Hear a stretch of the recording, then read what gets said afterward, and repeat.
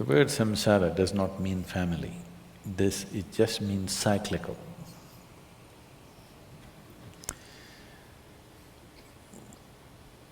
Who you are right now is a product of certain cycles. There are many ways to look at this. The cycles of the sun, the cycles of the moon, and various other cycles in the universe, we are a product of that. Only because our mothers' bodies were in sync with the cycles of the moon, we are born here, isn't it? So we are a product of cycles. Our idea of time is cyclical. If the planet spins once, we say it's a day. If the moon goes around, we say it's a month. If the planet goes around the sun, we say it's a year. Our idea of time itself is cyclical. If it was all like this, going like this, you wouldn't know what is time because there are no markers anywhere. If the planet was just going straight somewhere, would you know what is time?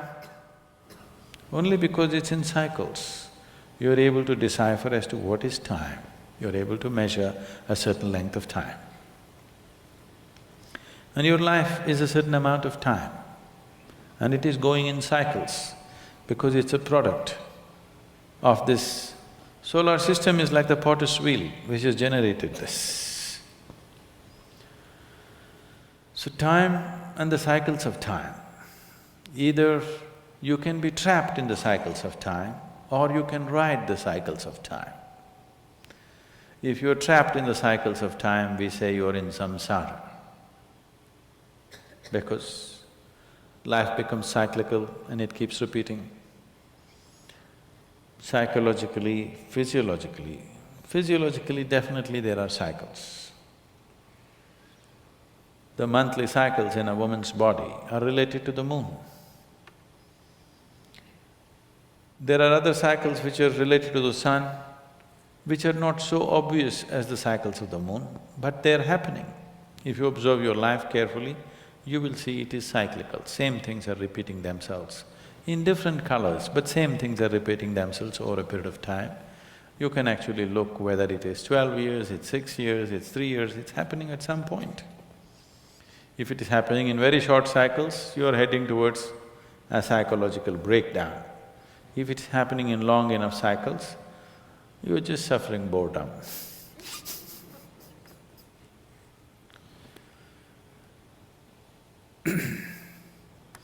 So if you're trapped in these cycles, we call it samsara. If you ride the cycles towards your liberation, then we say this is sanyas. Sanyas need not necessarily mean not having a family. Samsara need not necessarily mean that you have a family. You can be a sannyasi and still be in a samsara of your own. You need not be married. By yourself, you could be wrangled up by yourself. If you get married, extra help you get.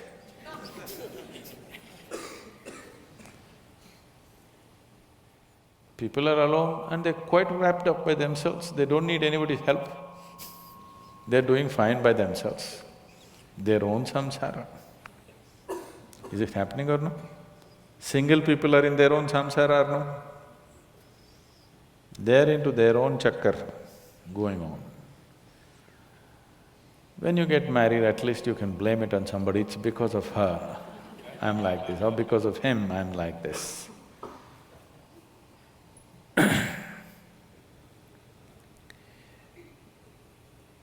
So these words have gotten related to certain aspects of life because generally it's believed that you can be trapped in samsara only when you have a family. Because once you have a family, you have to earn certain amount of money, you have to do certain things, children are there, means certain things have to be managed, so things become cyclical. When things are going in cycles, it feels that everything is better organized. If it was not going in cycles, every day is a new day. With children around you, every day new day, you can't deal with it. It's better it is happening in some system. So you will aspire for a cycle. You will not want new things to be happening every day. You want some order, you want some expected things to happen. Surprises look like disasters. This happened one day. Shankaran Pillai was going home. And suddenly he thought, he's done nothing for his wife in the last few years. So, he bought a huge bunch of red roses and went home and knocked on the door. And when she opened the door, with a big grin on his face, he tried to give the roses to her. She just blew up.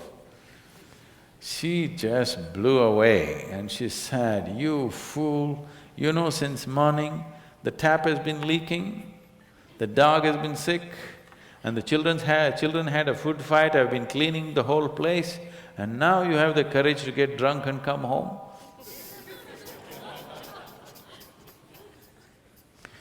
So surprises can be disasters because you aspire for order more than excitement. Once the number of balls that you're juggling are too many, you aspire for order, you don't care for excitement anymore. Yes or no? If you had 5 children at home instead of 1 or 2, then you would aspire for everything to happen like clockwork. You don't want one extra thing to happen. You don't want anything new to happen in your house. So this is samsara. You want to go in cycles, you're aspiring to be in cycles because cyclical, at least there is a comfort, you know what's coming next. So once you go in cycles, cycle means a circle. If I say you're going in circles, it simply means that you're not getting anywhere. So in the cycles of time, if you're trapped in the cycles of time, you're not getting anywhere but going through the same thing because you have poor memory. That's the only safety. Because you have poor memory, you do not realize the same things are being repeated. Suppose your memory opened up to many lifetimes and you realize you've been doing the same stupid things over and over again, you got excited about the same little things again and again, you would feel utterly silly, isn't it? Within the cycle, that cycle means so much to you. It looks like it's everything. If you break that cycle and something beyond the cycle becomes apparent to you, suddenly what's within the cycle is so limited and so meaningless. The relationships, the activity, the thoughts, the emotions, everything that you held as everything in your life, suddenly, poof. So this is sannyas. That is, you've broken the cycles of time. You're riding the cycles of time. You're not trapped in the cycles of time. So can I do this within the family? You can, but nobody need to know. If they know, they won't be able to live with you unless they're also like that. People are looking for some bondage. People don't come together seeking freedom, they're coming together seeking bondage, isn't it? If they know that you're not bound by anything, it'll be dangerous to live with a person like that. So, once you've broken the cycles of time, consciously you can be part of it when you want to be. But when you're not, you're not. So being a sannyasi inside a family situation, it is not that it's not possible. This is not being uncaring, this is not being unconcerned. This is just being free from a certain situation. There are many people who live in the family and they don't care a damn. That's different. That is because they're in their own samsara. They're not involved with other samsara. They're in a smaller cycle of their own.